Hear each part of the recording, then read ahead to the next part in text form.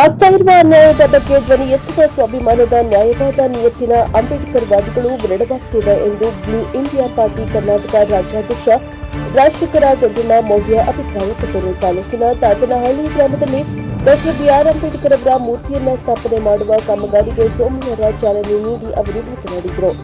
ಗ್ರಾಮಕ್ಕೆ 10 ಲಕ್ಷ ರೂಪಾಯಿ ವೆಚ್ಚದ ಡಾಕ್ಟರ್ ಬಿಆರ್ ಅಂಬೇಡ್ಕರ್ ಅವರ 9 ಅಡಿ ಎತ್ತರದ ಪ್ರತಿಮೆಯನ್ನು ಕೊಡುಗೆಯಾಗಿ ನೀಡುತ್ತಾ ಇರುವ ಸೌಭಾಗ್ಯದ ಅವಕಾಶ ನನ್ನದಾಗಿದೆ ಎಂದು ಸಂತೋಷ ವ್ಯಕ್ತಪಡಿಸಿದರು.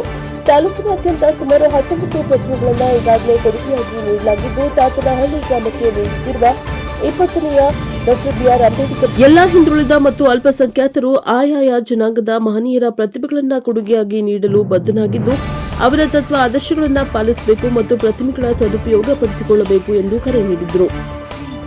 ಸೇನೆ ಮತ್ತು ಸಂಘಟನೆಗಳ ಹೆಸರಿನಲ್ಲಿ ಇಲ್ಲ ಸಲ್ಲದನ್ನ ಹೇಳಿಕೊಂಡು ಹೊಟ್ಟೆ ಉರಿಯುವ ನಾಯಕರುಗಳೇ ಹೆಚ್ಚುತ್ತಿರುವ ಬಗ್ಗೆ ಕಳವಳ ವ್ಯಕ್ತಪಡಿಸಿದ ಅವರು ಮಹನೀಯರ ಆದರ್ಶಗಳನ್ನು ಪಾಲಿಸಬೇಕು ಎಂದು ಕರೆ ನೀಡಿದರು. ರಾಷ್ಟ್ರ, ರಾಜ್ಯ ಮತ್ತು ಆಯಾಯ ವಿಧಾನಸಭಾ ಕ್ಷೇತ್ರಗಳಲ್ಲಿ ರಾಜಕೀಯದಲ್ಲಿ ಅವರವರ ಮನೆಯ ಸೊತ್ತಾಗಿ ಮುಂದುವರಿಯುತ್ತಿದ್ದು, ಇದಕ್ಕೆ ಅಂತ್ಯ ಹಾಡಿ ಜನಸಾಮಾನ್ಯರ ಸೇವೆ ಮಾಡುವ ಮನಸ್ಸುಳ್ಳವರಿಗೆ ಅವಕಾಶ ನೀಡುವಂತೆ ಆಗಬೇಕೆಂದು ತಿಳಿಸಿದರು.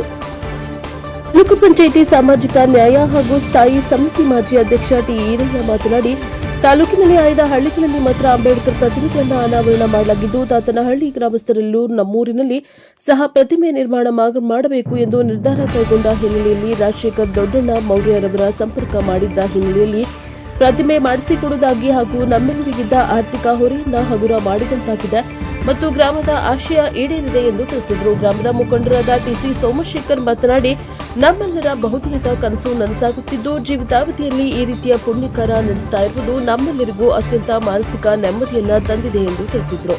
ಈ ಸಂದರ್ಭದಲ್ಲಿ ಹರಿಲಾಪುರ ಗ್ರಾಮದ ಮುಖಂಡರಾದ ಕೃಷ್ಣಯ್ಯ ಮತ್ತು ಎಚ್ಎಂ ಪುಟ್ಟೇಗೌಡ, ಪುರಸಭೆ ಮಾಜಿ ಸದಸ್ಯ ಪಿವಿ ಮಹದೇವ, ಗ್ರಾಮದ ಮುಖಂಡರಾದ ಗುಲ್ಜರ್ ಅಹಮದ್, ಯುವರಾದ ನಾಗಣ್ಣ, ಪುಟ್ಟರಾಜು, ಗೋವಿಂದರಾಜ್, ಚಂದ್ರ, ಕೃಷ್ಣ, ಶೇಖರ್, ದೊರೆಸ್ವಾಮಿ, ವಸಂತ, ಸೋಮಶೇಖರ್, ರವಿ, ಜ್ಯೋತಿ, ರಾಜು, ಸಿದ್ದಮ್ಮ, ಈರಯ್ಯ, ಮಹದೇವಮ್ಮ, ಶಾರದಮ್ಮ, ಶೋಭಾ, ಯಶೋದಮ್ಮ ಸೇರಿದಂತೆ ಮತ್ತಿತರರು ಹಾಜರಿದ್ದರು. Bureau report HD Ramesh, NKS TV4, Piriyapatna. ಕುಟುಂಬ ನಡೀತು, ನನ್ನ ಮನೆ ನಡೀತು, ನನ್ನ ಹೆಂಡತಿ ಮಕ್ಕಳು ಚೆನ್ನಾಗಿದ್ದಾರೆ, ನನ್ನ ಸಂಬಂಧಿಕರು ನನ್ನ ಇಷ್ಟು ಚೆನ್ನಾಗಿದ್ದಾರೆ, ನನಗೇನಿಗೆ ಬೇಕು ಅನ್ನೋ ಮಟ್ಟಕ್ಕೆ ಇವತ್ತು ಎಲ್ಲ ಸಂಘಟನೆಗಳು ಯೋಚನೆ ಮಾಡಲಿಕ್ಕೆ ಶುರುವಾಗಿದೆ. ಎಲ್ಲೋ ನಿಮಗೆ ಒಂದು 3000 ಸಂಘಟನೆಗಳು, 1-2 ಸಂಘಟನೆಗಳು ನಿಮಗೆ ಅಂಬೇಡ್ಕರ್ ವಾದವನ್ನು ಒಪ್ಪುವಂಥ ಸಂಘಟನೆಗಳಿದೆ. ಮೇಲ್ನೋಟಕ್ಕೆ ಅಂಬೇಡ್ಕರ್ ವಾದವನ್ನು ವಾದಿಸ್ತಾರೆ, ಒಳಗಡೆ ಏನು ಮಾಡ್ತಿದ್ದಾರೆ, ಎಲ್ಲ ಮುಂದುವರೆದ ಸಂಘಟನೆಗಳು ಏನು ಮಾಡ್ತಿದ್ಯೋ, ರೋಲ್ ಕಾಲು ವಸೂಲಿ, ಇನ್ನೊಂದು ಅಲ್ಲೋಗೋದು ಯಾರ್ದೋ ಜಮೀನಿಗೆ ಬೇಲಿ ಹಾಕೋದು, ಇಲ್ಲೋಗಿ ಯಾರ್ದೋ ಪ್ರಾಪರ್ಟಿನ ಇನ್ನೊಬ್ರಿಗೆ ಕಿತ್ಕೊಳ್ಳೋದು, ಈ ಕೆಲಸವನ್ನೇ ಇವತ್ತಿಗೂ ಮಾಡ್ತಾರೆ. ವಾದವನ್ನು ನಾವು ಮಂಡಿಸಬೇಕು, ನಿಜವಾದ ಸಂವಿಧಾನದ ಆಶಯಗಳನ್ನು ನಾವು ಈಡೇರಿಸಬೇಕು. ಅದಕ್ಕಾಗಿ ಆತನ ಮೂರ್ತಿಯನ್ನು ಇಡೀ ಪಿರಿಯಾಪಟ್ಟಣದ ಎಲ್ಲ ಭಾಗಗಳಲ್ಲೂ ಕೊಡಲಿಕ್ಕೆ ನಾನು ಸಿದ್ಧ ಇದ್ದೇನೆ. 10,000 ಸ್ಕೂಲ್ಗಳನ್ನು ಮುಚ್ಚಿದ್ದಾರೆ. ನಾನು ಕೇಳೋದು ಯಾಕೆ? ಬಡವನಾಗಿ ಹುಟ್ಟಿದ ತಪ್ಪ? ಬಡವನಾಗಿ ಹುಟ್ಟಿದ ತಪ್ಪೇನ್ರಿ? ಎಷ್ಟೋ ಆಸ್ಪತ್ರೆಗಳಲ್ಲೆಲ್ಲ ಸೌಕರ್ಯಗಳಿದ್ರೂ ಡಾಕ್ಟರ್ಗಳು ಪ್ರೈವೇಟಲ್ಲಿ ಹೋಗಿ ಕೆಲಸ ಮಾಡ್ತಾರೆ. ಆಸ್ಪತ್ರೆಗಳಲ್ಲಿ ಯಾವುದೇ ರೀತಿ ಸೌಕರ್ಯಗಳಿದೆ, ಇಲ್ಲಿಲ್ಲ ಹೋಗು ಅಲ್ಲಿಲ್ಲ ಹೋಗು ಅಂತ ಹೊರಗಡೆ ಕಳಿಸಿ ಬಡವರನ್ನು ಹೀನಾಯವಾಗಿ ನೋಡ್ತಿದ್ದಾರೆ. ಯಾಕೆ? ನಾನು ತಗೊಳ್ಳೋ ಒಂದು ಬೆಂಕಿ ಪಟ್ಟಿನಲ್ಲಿ 50 ಪೈಸಾ ಟ್ಯಾಕ್ಸ್ ತಗೊಳ್ತೀಯ ನೀನು, ಪರೋಕ್ಷವಾಗಿ ಪ್ರತಿಯೊಂದರಲ್ಲೂ ನನ್ನಿಂದ ಟ್ಯಾಕ್ಸ್ ಪಡೆಯೋ ನೀನು, ನನಗೆ ಸೌಕರ್ಯವಂತರ ಕೊಡಲಿಕ್ಕೆ ಯಾಕೆ ಹಿಂಜರೀತಿ? ನಾನು ಈ ದೇಶದಲ್ಲಿ ಹುಟ್ಟಿದ್ದು ತಪ್ಪ, ನಾನು ಈ ದೇಶದಲ್ಲಿ ಬಡವನಾಗಿ ಹುಟ್ಟಿದ್ದು ತಪ್ಪ ಅಂತೇಳಿ ನೀವು ಯಾವತ್ತಿನವರೆಗೂ ಪ್ರಶ್ನೆ ಕೇಳೋದಿಲ್ಲ. ಅವತ್ತಿನವರೆಗೂ ಈ ಒಂದು ಸಮುದಾಯ ಮುಂದುವರಿಯಲ್ಲ.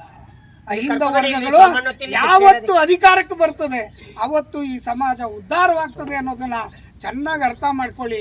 ಬಾಬಾ ಸಾಹೇಬ್ ಅಂಬೇಡ್ಕರ್ ಅವರ ನಿಜವಾದ ಏನು ಅಂಬೇಡ್ಕರ್ ವಾದ ಇತ್ತು ಅದನ್ನು ನಾವು ನೀವೆಲ್ಲ ಮೈಗೂಡಿಸ್ಕೊಳ್ಳೋಣ.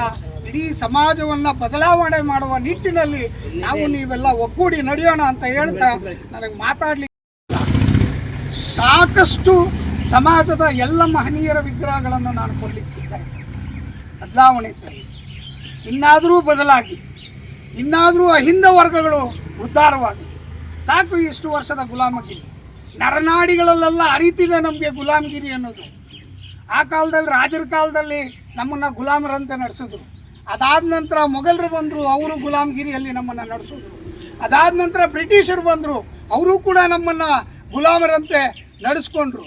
ಇವತ್ತು ನಮ್ಮದೇ ರಾಜಕಾರಣಿಗಳು ಬಂದಿದ್ದಾರೆ, ಅವರು ಕೂಡ ನಮ್ಮದೇ ದೇಶದ ಬ್ರಿಟಿಷರು ಅಂತ ನಾವು ಕರಿಬೇಕು. ಅವರು ಕೂಡ ನಮ್ಮನ್ನು ಗುಲಾಮ್ಗಿರಿಗೆ ತಗೊಂಡೋಗಿ ತಳ್ತಿದ್ದಾರೆ. ಈ ವ್ಯಕ್ತಿ ಅಲ್ಲ, ಅದೊಂದು ಮಹಾನ್ ಶಕ್ತಿ, ಅದು ಚೈತನ್ಯ ಭರಿತವಾದಂಥ ಶಕ್ತಿ. ಅಂಥ ಶಕ್ತಿಯನ್ನು ನಾವು ಪೂಜೆ ಮಾಡಬೇಕು. ಆದರೆ ಇವತ್ತು ನಾವೇನು ಮಾಡ್ತಾಯಿದ್ದೀವಿ, ಆ ಸೇನೆ ಈ ಸೇನೆ, ಆ ಸಂಘ ಈ ಸಂಘ ಹೆಸರಿಟ್ಕೊತೀವಿ, ಎಲ್ಲೋ ವಸೂಲಿ ಕಾರ್ಯಕ್ರಮಗಳು ಮಾಡ್ಕೊಳ್ತಾರೆ, ಅವ್ರವ್ರ ಮನೆಗಳಲ್ಲಿ ಅವ್ರು ನಿಂತ್ಕೊಂಡು ಆಗ್ತಿರ್ತಕ್ಕಂಥ ಅನ್ಯಾಯಗಳ ವಿರುದ್ಧ ದನಿ ಎತ್ತಲಿಕ್ಕೆ ಒಬ್ಬನೇ ಒಬ್ಬ ನ್ಯಾಯವಾದ ನಿಯತ್ತಾದ ಅಂಬೇಡ್ಕರ್ವಾದಿ ಹುಟ್ಟಿಲ್ಲ. ಕನಸು ಅದು ಇವತ್ತು ನೆರವೇರ್ಲಿಕ್ಕೆ ತಾವುಗಳು ಬಂದು ಸಹಕಾರ ಕೊಟ್ಟಿದ್ದೀರಿ. ಎಲ್ಲರೂ ಸ್ವಾಗತ ಮಾಡಿದಂಥ ಈರೈನವ್ರಿಗೆ ಹೃದಯಪೂರ್ವಕ ಸ್ವಾಗತ. ಅಧಿಕಾರ ಆದರೂ ಕೂಡ ನಾವ್ಯಾರೂ ಕೂಡ ಬಾಬಾ ಸಾಹೇಬ್ರ ಹೆಸರು ಹೇಳ್ಕೊಂಡು ಜೀವನ ಮಾಡ್ತಾ ಇದ್ದೇವೆ ಹೊರತು ಬಾಬಾ ಸಾಹೇಬ್ರ ಹಾಕೊಟ್ಟಂಥ ಮಾರ್ಗದಲ್ಲಿ ಬಾಬಾ ಸಾಹೇಬ್ರ ಹಾಕೊಟ್ಟಂಥ ತತ್ವ ಸಿದ್ಧಾಂತಗಳ ಅಳವಡಿಸ್ಕೊಳ್ಳೋದ್ರಲ್ಲಿ ನಾವೆಲ್ಲರೂ ಕೂಡ ಹಿಂದೆ ಬಿದ್ದಿದ್ದೀವಿ ನಮ್ಮದಿಯಾಗಿ. ಅಂಥ ಒಂದು ಸಂದರ್ಭದಲ್ಲಿ ಇಡೀ ತಾಲೂಕಿನಲ್ಲಿ ಅಲ್ಲಿ ಇಲ್ಲಿ ಪ್ರತಿಮೆಗಳು ಉದ್ಘಾಟನೆ ಮಾಡೋದ ನೋಡ್ಕೊಂಡ್ಬರ್ತಾ ಇದ್ದೋ. ಆ ನೋಡ್ಕೊಬರ್ತಾ ಇದ್ದಂಥ ಒಂದು ಸಂದರ್ಭದಲ್ಲಿ ನಾವು ಕೂಡ ಯಾಕೆ ಮಾಡಬಾರ್ದು ಅಂತ ನಾನು ಸೋಮಶೇಖರು ಮತ್ತು ಗ್ರಾಮಸ್ಥರೆಲ್ಲ ಕೂತ್ಕೊಂಡು ಮಾತಾಡಲಾಗಿ ನಾವು ಕೂಡ ನಮ್ಮ ಊರಲ್ಲಿ ಅಂಬೇಡ್ಕರ್ ಪ್ರತಿಮೆಯನ್ನು ಸ್ಥಾಪನೆ ಮಾಡಬೇಕು, ಯಾರು ಪುಣ್ಯಾತ್ಮರು ಕೇಳಿದ್ರೆ ಕೊಡ್ತಾರೆ ಅಂತಕ್ಕಂಥ ಭಾವನೆಯಲ್ಲಿ ನಾವೆಲ್ಲರೂ ಕೂಡ ಇದ್ವಿ. ಕೊಡಿಸಿದ್ದೀನಿ. ತಾತ್ಕಳ್ಳಿಲಿ ಕೊಡಿಸ್ತಾ ಇರೋದು 20ನೇ ಸ್ಟ್ಯಾಚ್ಯೂ ಅಂತ ಅವರು ಹೇಳಿದ್ರು. ಆ ಒಂದು 20ನೇ ಸ್ಟ್ಯಾಚ್ಯೂನ ನೀವೇ ಕೈಯಾರ ಗುದ್ಲಿ ಪೂಜೆ ಮಾಡಿ ನಿಮ್ಮ ಮುಖಾಂತರವೇ ಆಶೀರ್ವದಿಸಬೇಕು ಸರ್ ನಮಗೆ ಅಂತ ಕೇಳ್ಕೊಂಡಾಗ ಅವರು ಸಂತೋಷಪೂರ್ವಕವಾಗಿ ಒಪ್ಪಿ ಇವತ್ತು ಅವರು ಸ್ಟ್ಯಾಚ್ಯೂವನ್ನು ಕೊಡಿಸೋದ್ರ ಜೊತೆಗೆ ಅವ್ರ ಮುಖಾಂತರವೇ ಬುದ್ಧಿ ಬನ್ನಿ ಹೋಗಿವ್ರಿ ಒಳಗೆ ಲೈಟ್ ಹಾಕ್ತಾರೆ, ಈ ಕೆಲಸನ ಪ್ರಾರಂಭ ಮಾಡ್ತಾರೆ. ಯಾವ ಗಳಿಗೆಯಲ್ಲಿ ನಮ್ಮ ಮೌರ್ಯ ಸರ್ ಕಾಲಿಟ್ಟರೆ ನಿನ್ನೆ ಕೂಡ ವರುಣನ ಸಿಂಚನ ಆಯಿತು, ಇವತ್ತು ಕೂಡ ಅವ್ರು ಬತ್ತಿದಂಗೆ ವರುಣನ ಸಿಂಚನ ಆಯಿತು. ಅವ್ರ ಕಾಲ್ಗುಣ ಚೆನ್ನಾಗಿದೆ ಅಂತ ನಮಗೆ ಒಂದು ನಂಬಿಕೆ ಆಯಿತು. ಜೊತೆಗೆ ಅವರು ಎಷ್ಟೆಷ್ಟು ಗ್ರಾಮದಲ್ಲಿ ಪುತ್ಥಳಿ ಅವ್ರ ಮೇಲಿದೆ, ನಮ್ಮ ಗ್ರಾಮದಲ್ಲೂ ಕೂಡ ಅವರ ಮೇಲೆ ಅಭಿಮಾನವನ್ನು ಇಟ್ಟು ಅವರ ಇವತ್ತು ಚಿಕ್ಕದೇನಲ್ಲ ಅದು ಪುತ್ಥಳಿ ಕೊಡ್ತಾ ಇರ್ತಕ್ಕಂಥ ದೊಡ್ಡ ಕಾರ್ಯಕ್ರಮ. ಅವರ ಋಣಕ್ಕೆ ನಾವು ಯಾವತ್ತೂ ಚಿರಋಣಿಯಾಗಿರ್ತೀವಿ. ಈ ಒಂದು ಉದ್ಘಾಟನೆ ಕಾರ್ಯಕ್ರಮವನ್ನು ಅದ್ಧೂರಿಯಾಗಿ ಡಿಸೆಂಬರಲ್ಲಾದರೆ ಡಿಸೆಂಬರಲ್ಲಿ ಮಾಡೋಣ, ಇಲ್ಲಾಂದರೆ ಏಪ್ರಿಲ್ ತಿಂಗಳಲ್ಲಿ ಮಾಡೋಣ. ಅದ್ಧೂರಿಯ ಕಾರ್ಯಕ್ರಮ ಅವತ್ತು ಊರಲ್ಲಿ ಹಬ್ಬದ ವಾತಾವರಣ ನಿರ್ಮಾಣ ಆಗಬೇಕು. ಯುಗಾದಿ ಹಬ್ಬ ಯಾವ ರೀತಿ ಮಾಡ್ತೀವೋ ಆ ರೀತಿ ಪುತ್ಥಳಿಯ ಕಾರ್ಯಕ್ರಮ ನಮ್ಮ ಕೆರೆ ಕೋಡಿಯಿಂದ ಹಿಡಿದು ಊರೊಳಗೆ ಮೊನ್ನೆ ನಮ್ಮ ಮೌರ್ಯ ಸರ್ನ ಮೆರವಣಿಗೆಯಲ್ಲಿ ಕರ್ಕೊಬರೋ ಮೂಲಕ ಅವರ ಋಣವನ್ನು ತೀರಿಸ್ತಕ್ಕಂಥ ಕೆಲಸವನ್ನು ನಾವು ಮಾಡೋಣ.